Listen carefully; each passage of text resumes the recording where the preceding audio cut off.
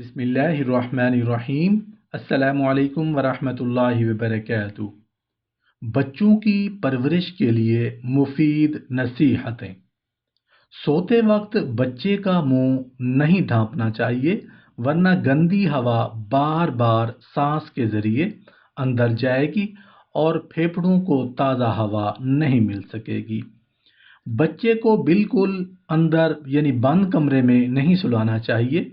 खिड़कियां वगैरह ज़रूर खुली रखिए ताकि बच्चे को ताज़ा हवा मिलती रहे। आम तौर पर सर्दियों में कमरे की खिड़कियां वगैरह बिल्कुल बंद कर दी जाती हैं ताकि ठंडी हवा अंदर ना आ सके। ये निहायत ही ख़तरनाक है। ताज़ा हवा का कमरे के अंदर आना ज़रूरी है, इसलिए रोशनदान या खिड़की वगैरह ज़रूर खुली रखिए।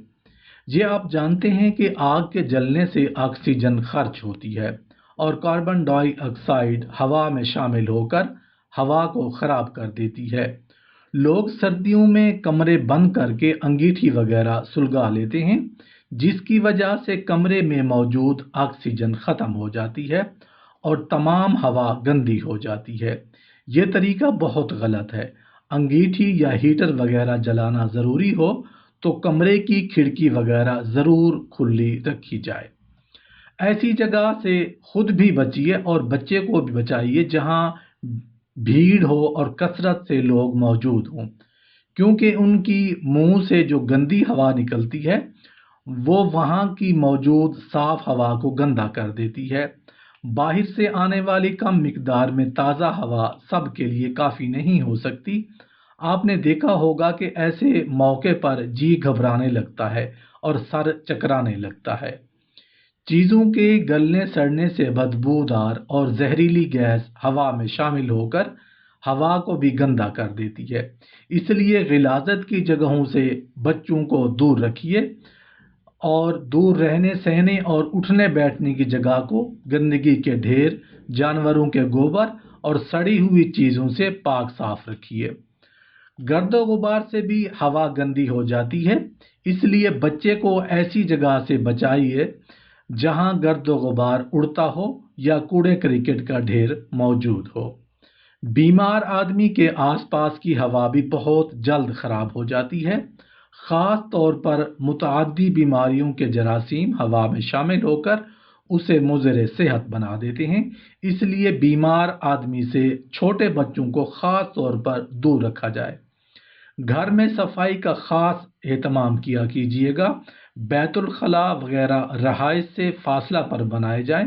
कूड़ा और बची खुची चीज़ें डालने के लिए ढकनेदार डब्बा सहन के एक कोने में रख लीजिए, जिसकी सुबह शाम सफाई ज़रूर कीजिएगा।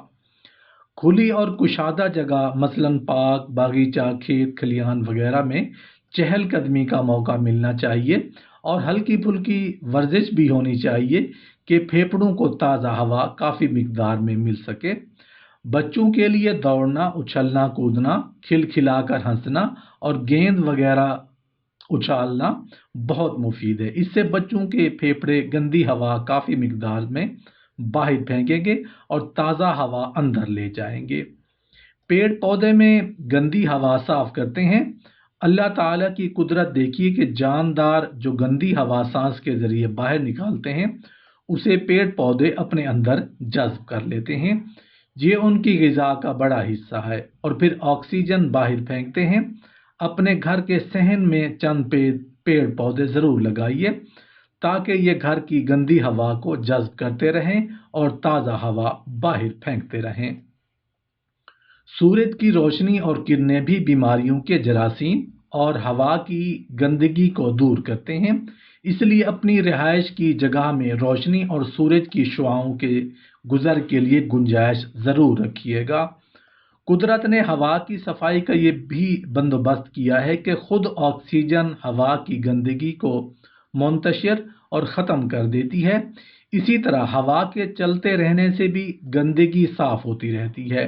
बारिश के होने से भी मुज़र सेहत गैस और गर्द गुबार ख़त्म हो जाती है।